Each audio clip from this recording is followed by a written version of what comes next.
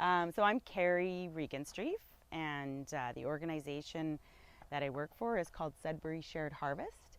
We do a few different kinds of urban agriculture projects, but our main focus is the food forests. And when I say food forests with an S on the end, it's hard to say that, but that's because this was our biggest one. This was our first project, and originally when we started, the city gave us exactly to here, the end of it, and they said you can't go past that pole.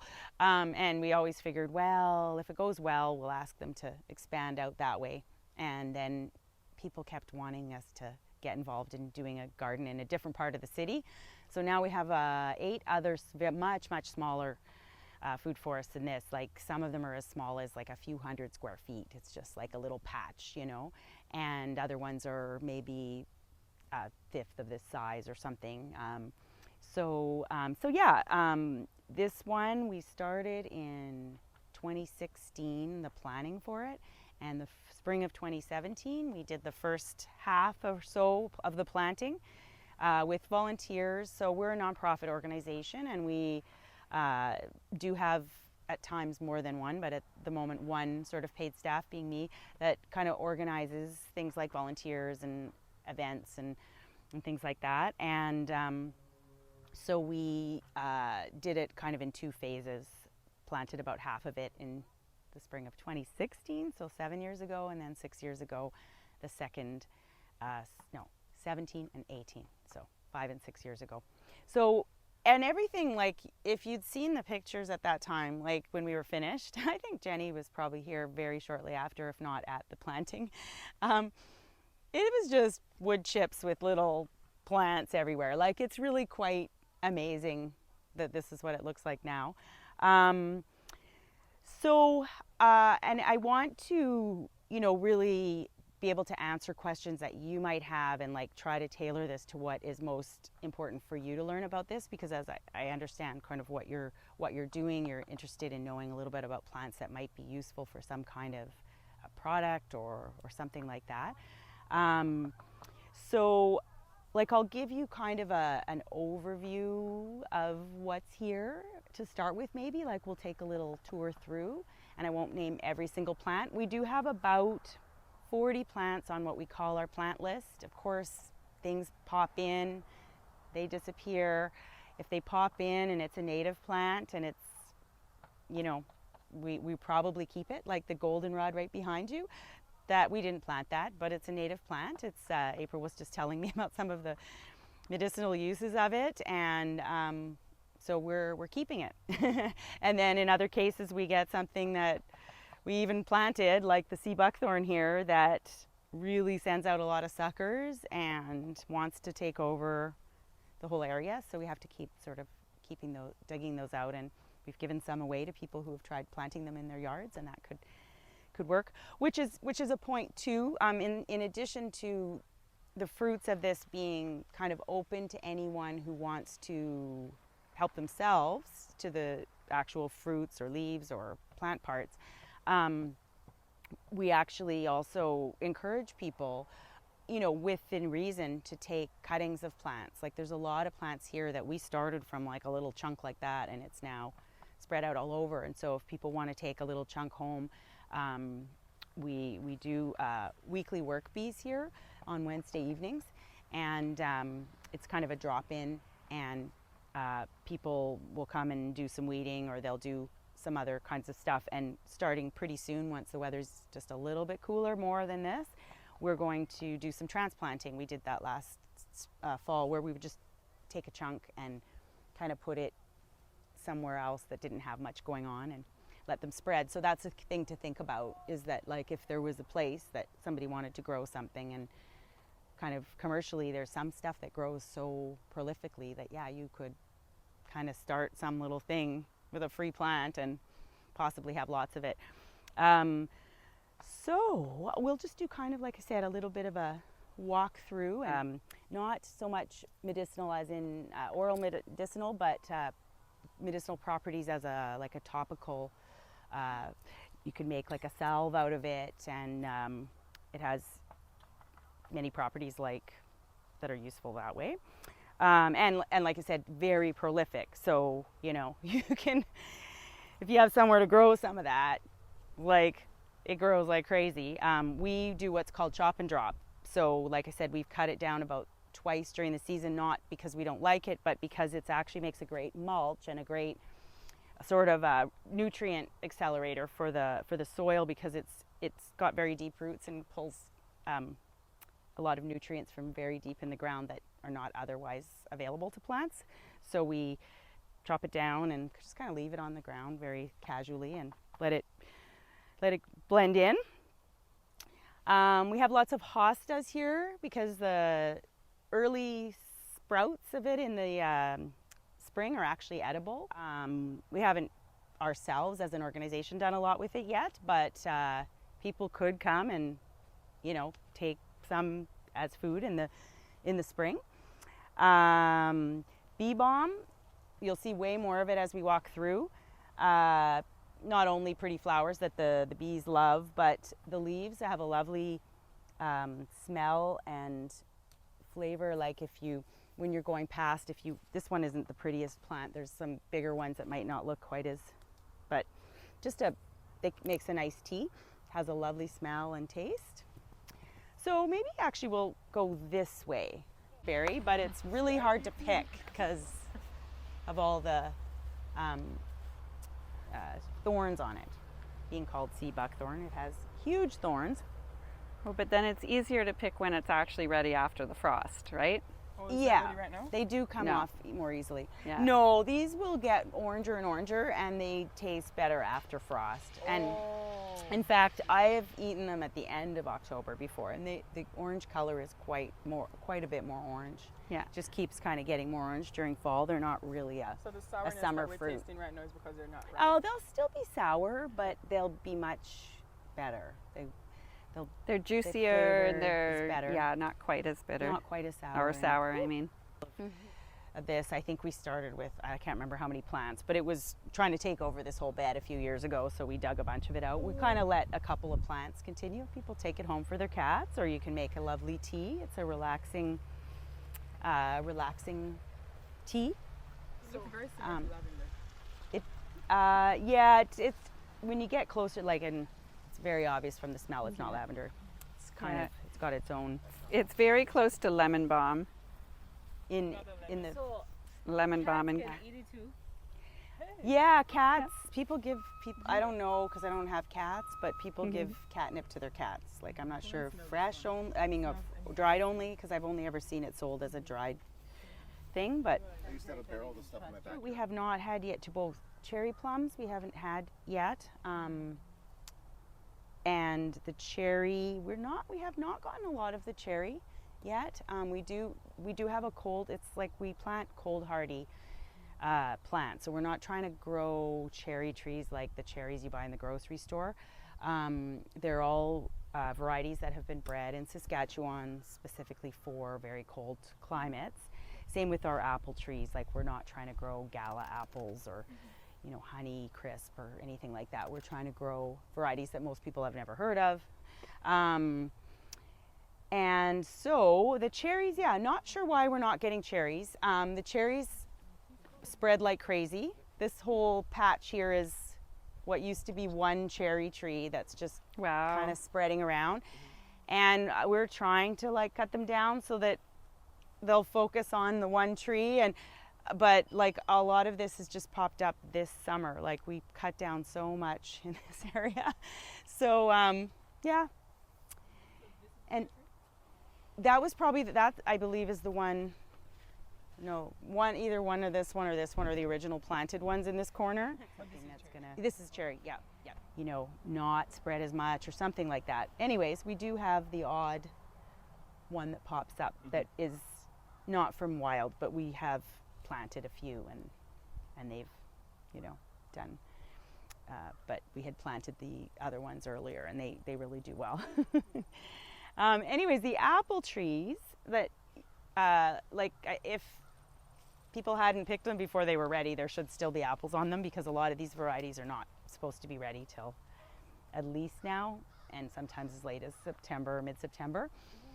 There are, pardon? Oh, I think that's a pear tree. Yeah, and there's a pear one. As you come through here, we'll see the pear that's got. Yeah, the pears aren't ripe yet. So the apple, there are 6 apple trees that were planted and 2 pear that were planted before the food forest. So the folks at the community garden here with the vegetable garden, they have like a whole other set of volunteers and organization that they do. And before any of this happened with us at Sudbury Shared Harvest, they had just wanted to plant some fruit trees and planted 6 apple, a couple of the cherry that are over that way are from back then, and the 2 pear.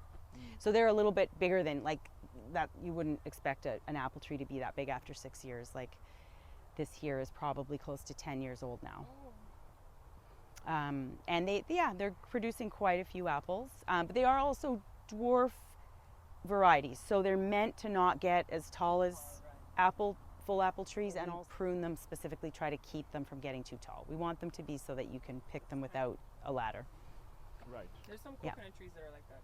Is that right? So you have They're the meant. dwarf version, and then you have the really big one. Yeah. The dwarf coconut trees, they don't grow any further than right. Like you can actually pick.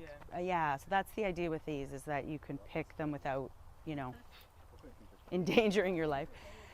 So through here it's mainly the apple. So there's all tufts of it all through there too.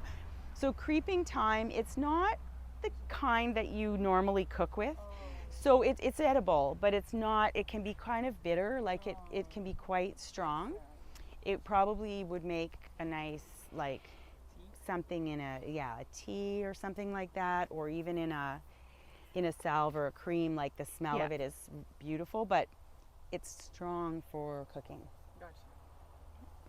Well, and it's a different flavor than the thyme that we're used to as well, that you buy. It's sort of a different flavor-ish. Like the thyme you buy is an annual, and so of course all of these are perennial, right? We want to not have to replant things every year, and this stuff does really spread, which is what we want. Like we want these wood chips to eventually all become something green.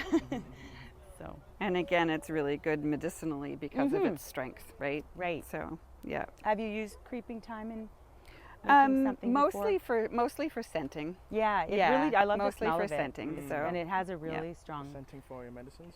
flavor. Yeah, to override some of the. Now, to be very honest, I'm not positive what this is yet. This is popped in here. I think it's something we have over there called aronia or chokeberry, but I'm not positive it's the same one. And I don't think it is. So I'm going to have to find out. Yeah, I would have put that. Okay, so another one came off easily, but it wasn't soft, and it's quite like dry and almost life. But what it is it's a knowledge based on thousands and millions of years of things that were naturally given to us by Mother Earth. So how do we now incorporate that into our life? Because these things are free. These things are given to us as gifts. And we are also gifts.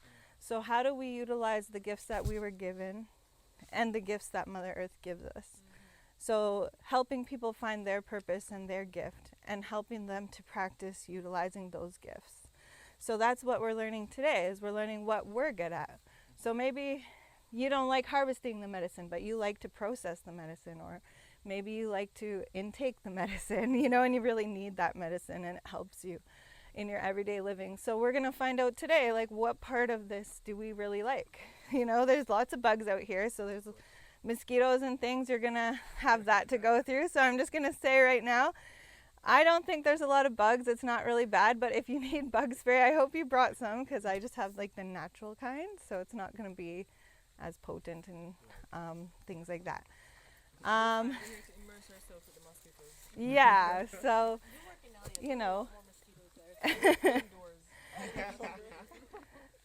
so this space here, I actually work to restore the natural medicines and fruits that are here. And so all that I've done since 2020 is like kind of transplanted in some medicines, flowers, fruits, trees, shrubs, and then I've incorporated some annual veggies and things like that to give back to my community. So the food isn't really sold on a regular basis. I do sell some of my produce to Nowhere Public House. So if you ever want to try some of the food that comes from here, you can go and get a snack plate there, and probably something from my garden will be on that plate. So they're a really big supporter. And yeah, so today we'll probably look at some different medicines. You can all harvest some of those medicines to take home. I can tell you how to dry them, and also there's a strawberry there if somebody wants to pick it. There might be a couple more around. But I welcome you to harvest anything that is ready, because I need help harvesting. So yeah, it's just me managing the space. So yeah, so all the golden kind of flowers that you see that look kind of puffy like a grain, that's a goldenrod there. So that's a medicine, and it can be used in your body butters as well.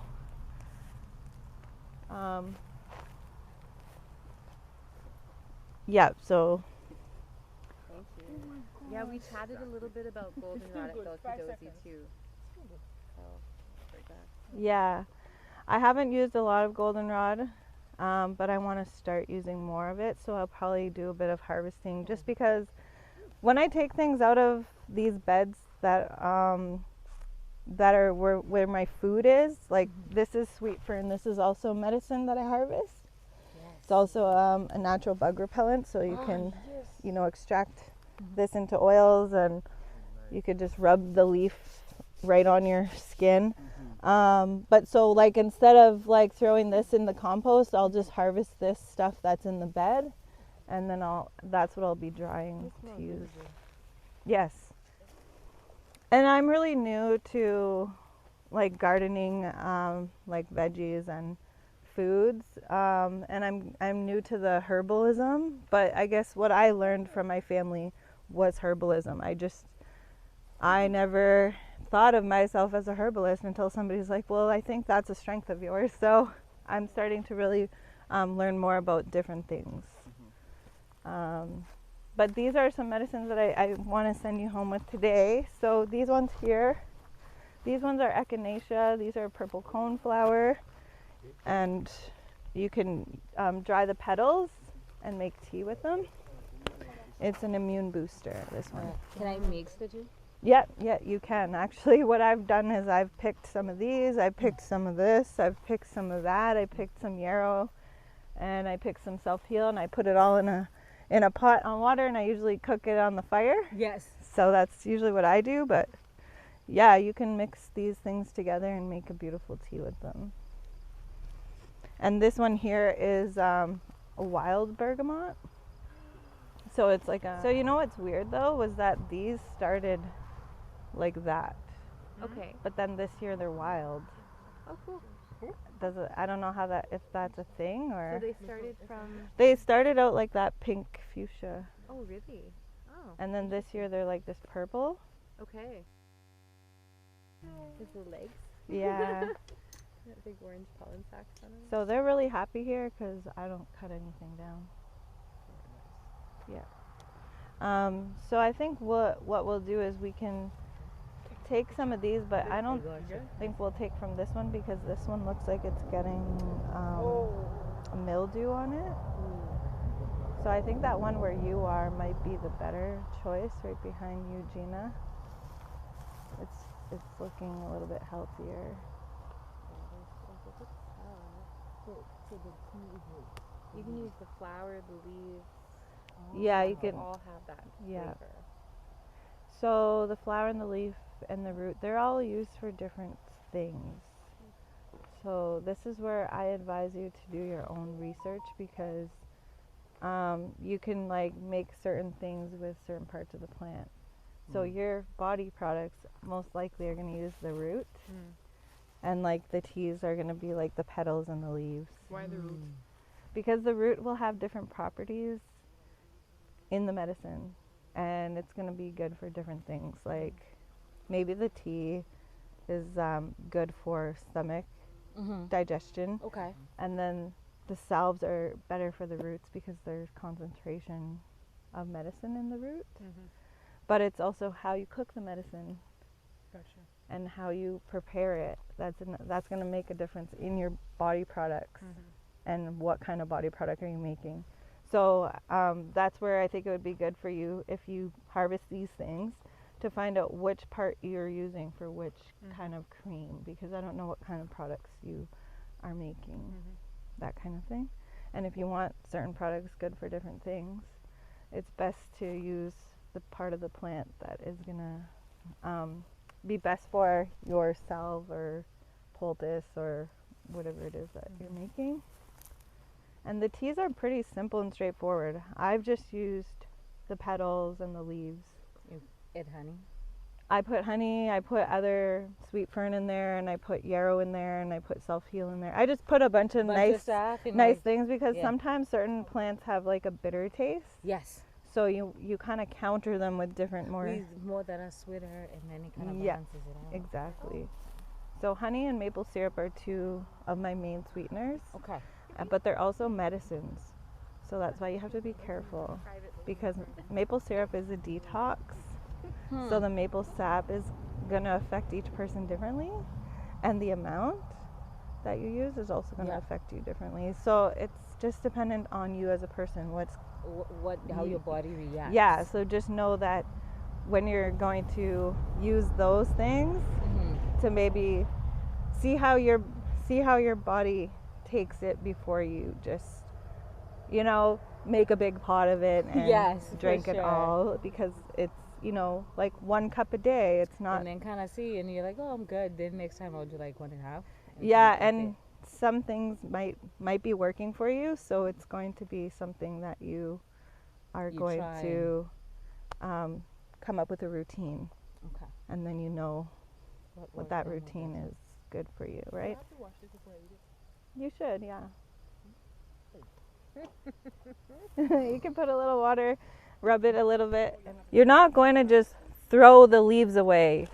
Like, we actually utilize all of the plants when we harvest them. We're not trying to throw anything away. Yeah. So when we harvest something, we take something, we try to use everything from that plant. Makes sense. Yeah, so like even the dead like blackberry branches, I'll use them as trellis. Oh, okay. Yeah, like I just try to reuse things or find a use for things so that I don't have to spend money, and I feel like if I'm going to take that down, I may as well use it. Yeah. And honestly, with today's day and age, we're just so wasteful in everything. Yeah. In everything. Might as well use something that's going to rot back right into the ground. Yeah, exactly. And so I feel strongly about teaching people how to reduce waste and how to start by doing it. Something as simple as donating cardboard to gardens, or, like I'm always looking for cardboard. And so for me, it's like people know that they can donate their cardboards here, their glass jars, or because, once you process the herbs, then you got to have a place to store them. Yeah. So glass jars, and even when I'm planting and seeding, like yogurt containers are really nice to use to make soaps or to make seeding containers, things like that. So really showing people like there are ways to reduce our waste, and if we don't want to do it within our home, we can still donate to places who do those things, and instead of putting it in the landfill. Exactly. Yeah. You might as well give everything a second life or even a third life. Yeah. Yeah, like to me, we're using a lot of resources, we're extracting a lot of resources, and we're causing a lot of destruction. So how do we give back to our mother to help her heal? Just taking, and how is she going to heal, right? Yeah, so the thing that I also like to talk about is how, like, Mother Earth,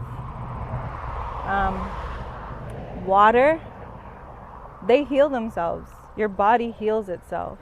So if you allow those things to happen and you give the time to that process, then you can start to let things slowly heal within you, within the water, within the land.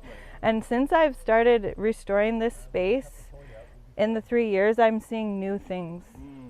And so it's not going to happen overnight. It's going to take time for you to see those changes happening, and it's going to take time for you to notice new things within yourself, I think, of the changes that are happening. I found even with the food, eating cleaner food detoxed me, and it took a while for me to get used to it, but now that I'm used to it, even leaving my community here and going off to school in a place where I had to buy meat and buy food and fish and things like that, our bodies reacted very badly. We couldn't eat the meat or anything outside of here because we weren't used to it. Our bodies weren't used to that food. So it took an adjustment. It took years of adjusting to be able to accept that food into my body. But it's also like, do I want to accept that food into my body? I don't know, because now I want to know what it's like to eat healthy and to have nutrient-rich food, right? And you can taste the difference. So I believe it. Once upon a time when those are, take some of these things home with you and read about them and find out more about them and how they could help you and how you can make these gifts your gifts. Like, I think that's really important for each of us, because we all have a purpose, and our purpose is what we know our purpose to be, and that's in your heart. You're gonna know what that is because you're gonna feel it. It's gonna feel right. And when you start to get confused, go back to your heart. Always. Just always follow your heart. Because it's the external forces that are actually like pushing us into other directions of what our actual purposes are. Because our purpose doesn't bring them profit.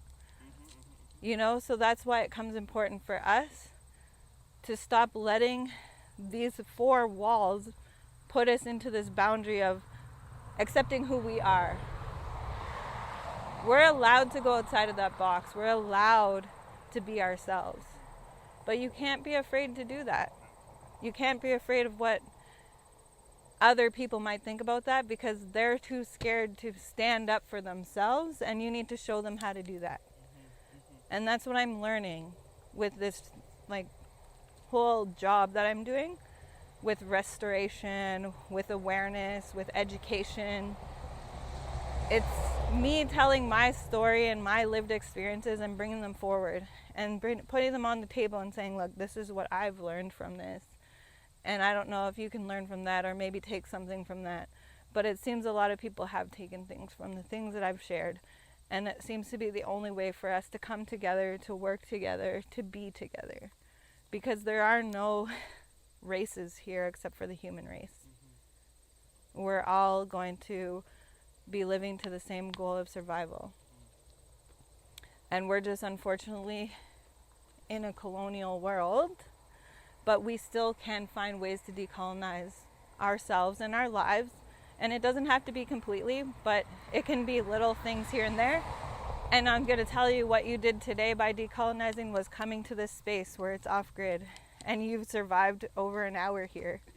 And you, and you've definitely, you definitely have to come back, and you definitely have to take stuff with you when you go home today.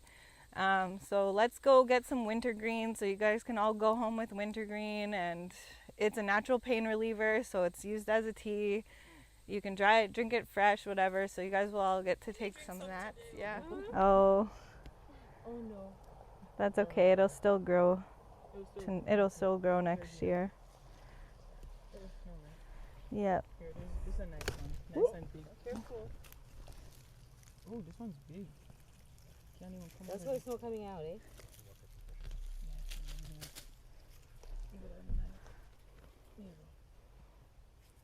Thank you. We're gonna cook with this. Oh, tonight. Yeah. Well, actually, maybe not tonight. And it tastes good by itself. Yeah. It's really good. Just careful, because I have squash in this bed. Okay. Oh, okay. It will be good. So a lot of these too, I have valerian. So that's also another medicine. And then this one here is yarrow. So this is also good to harvest. It's also a bug repellent. But this one here is a coagulant. So this one stops bleeding. Yeah, so like they used I see it a those all lot the for. time, like at parks and stuff. Like, Yeah. Holds out of my garden.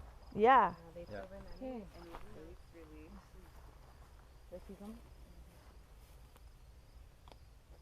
The cucumbers are supposed to taste. Yeah. Fresh out of the garden. Yeah. Yeah. They're too watery at the grocery store. Oh my god. It's good. Oh, I'm glad you like it. Yeah, so yarrow, that's another one. Also, you can like, you know, put the flower itself into like an olive oil and extract the oils and make like bug repellents or any kind of. So it'll You be can the put the flower. yarrow into your salves. So it'll be like you harvest the flowers and then you put it in olive oil and kind of. Yeah, but I would again, each plant is different with the leaf, the root, and the flower. So you're gonna Okay. find out what is good for what. This is where you got to do your research because it's depending on what you're using it for, Okay. and how to prepare it is going to be different for each thing. And I don't know all of those uses for these things. I know how to identify them now and when to harvest them. Okay. These ones here, they're starting to go brown, so like these are good when the flowers are white. So these ones are a little bit far gone, but these ones are really nice. Okay. So these ones here, I'll just let them go to seed. Or if somebody really needs this, I will just harvest this right now because it's going yellow, and then I'll just start drying it. Again, because it's in my bed, because it's in where my ground cherries are supposed to be. But I still got ground cherries, so I'm just gonna leave them. But that's the type of gardening that I'm doing here, right? So a lot of these wild things, if I had time to weed them, I would. But this year what I did was I hand weeded in between each bed, and I laid mulch this year, and it seems to be working. And it seems to be the only weeds growing are on the sides of the beds. And where I didn't put the mulch and hand weed. So I'm gonna keep doing that. But I don't have monies. So like the monies that I do get from things like this, I'll put towards, I have an outhouse here for everybody. So that's taking a lot of my money right now. So right now I'm trying to fundraise some monies to come up with an outhouse. It's gonna cost me like $3,000 for materials and labor. So I'm trying to figure that out right now. But the monies that you give me are gonna pay for the outhouse bill that's already outstanding. So thank you for helping with that. Yay. Make a suggestion. Yeah. In keeping with the outdoor nature creation, we should just eliminate the outhouse and just get people to just use the bush. Yes. I So don't use outhouses. some people do that. I use the bush. Some people do that when they come here because they're so in love with the off-grid space that they do go and use the bush because they just feel that's the way to be here. But pretty soon I am trying to come up with like a composting toilet because I really feel like composting is the way of the future, and I want people to understand that it's not gross. It's just a different method, and if we just gonna store our waste in our backyards, then why couldn't we do the same thing and just compost it? There's nothing wrong with that, right? So figuring out ways to come up with a composting toilet, that's my next move. Okay. Yeah. It's very simple. That's the easy method. It's, We use like wood shavings. Yeah. And very but do you have to buy the wood shavings? So we get the wood shavings from like a feed store. Okay. But I mean, you could just mulch your own too. Yeah. They just have to be thin enough that they like Okay. biodegrade quite easily. Oh, but I we see. just have a tank that has it has drainage in it so that the solid and the liquid waste are getting separated. Okay. And we add wood shavings as we use you use the washroom, you throw in Yeah. a cup of wood shavings, and we dump it. We have an area, far off on the farm where we dump it, and no one likes to think about it, but it is beautiful compost. It We don't is. use it for anything, and people are taboo about it, but human waste is also Yeah. really good compost. Yeah, for sure. See, I like that. And now you just gave me an idea that I never thought of, and that was separating liquid from solid. Because So that's when you get sewage. is Yeah. When they sit together. Yeah, When okay. things get funky. yeah. But Okay. if So if that's you separate them, if Yeah. you let the liquid drain off, yeah. then it's a different. That makes sense. it's a I like it. Yeah. situation. Yeah, there's no smell to our house at all. Yeah. And our staff use it all summer. Yeah, and I don't want an outhouse. I refuse to dig a hole and move an outhouse every however many years. Yeah. I just refuse to do that. But anyways, yeah, good ideas coming here. So very good. I It's all love about it. sharing information. Yes, it is, you know, and I feel strongly about sharing our own journeys and our own stories, and that's a big part of us getting to know each other. It's also a big part of us finding out who we are. Maybe you find something else about yourself. And that is that you can be out here in this nature and it's not bothering anybody, and I love it. Really nice stars at night. Yeah, so this is like zero light pollution. There's solar lights, but there's no like street lights or anything like that. So it is a really nice place to be. Like after 5, once all the traffic's done from, you know, the end of the day, it's really quiet out here. There's like beavers, there's deer, there's moose, there's porcupines, there's coyotes, foxes. I've seen lynx, I've seen bobcat, I've seen eagles and cranes and blue heron, and these are all amazing things to see because we're not far from the city, but we're still just seeing all these things right here in this space. I see bear tracks and deer tracks in the garden all the time. If I see them, I'll show you them. I don't see them today, but they just come here to visit and hang out. They don't come here and devastate anything, and I think that big part of that, it has to do with the restoration. So I'm leaving enough food for all of us, and there are no fences here. I don't know if you noticed that, but I allow everything to roam freely because this was their space before it was my space, and it feels really important to me to be sharing that space with them the same as they share it with me. Coexisting with them. Exactly. We have a reciprocal relationship, and it's because Mother Earth gave us this life, and so I believe in really giving back in order to receive all these beautiful things that I'm able to give to my community. So we do always give back before we take anything. Try the tea when you're not going to drive this and see how you react to it, because some people, they get really relaxed. Okay. It's not going to put you to bed, like it's not like a sedative. no, it's not, but it could relax you so well that it put you to bed to give you a good sleep. Okay, that's a really good thing If to you know. said that, I'll take a bit more, please. Yeah. If you don't mind. What do you want? More tea. More tea. I'm just not. You know what? Now you're making me feel like Did you I say need sweet more. ones? Sweet currant? Do you guys want that to go home with? Cut this guy. You can make a tea out Does it of. taste good? The tea? It's a little more herbal, but it's nice. I always mix a little honey in it. Oh, I see these everywhere. See, I don't know. Maybe like every time when I walk, I always take a look at the plants. I'm like, I wonder what you're about. Yeah. And how about the berries on here? Oh, They're not berries, but are they like the seeds? Oh, those are going to be berries. Those are wintergreen berries when they're all red. They're like the best to eat. And put in the tea. That is so neat. And I just pick the leaves? Yeah. Okay. I mean, the whole plant it once again. But yeah, I just take the leaf. I want it to be able to grow. Oh, well then you might want to take some roots then. Oh, really? Oh, okay. I thought that would hurt the plant. See? Well, sometimes you need to See what colonization happened? It totally disconnected us. yeah. Auntie. It happens. It happens. It happens. What can you do? What you can do is you can talk about your story and you could share these things that you're learning. Yeah.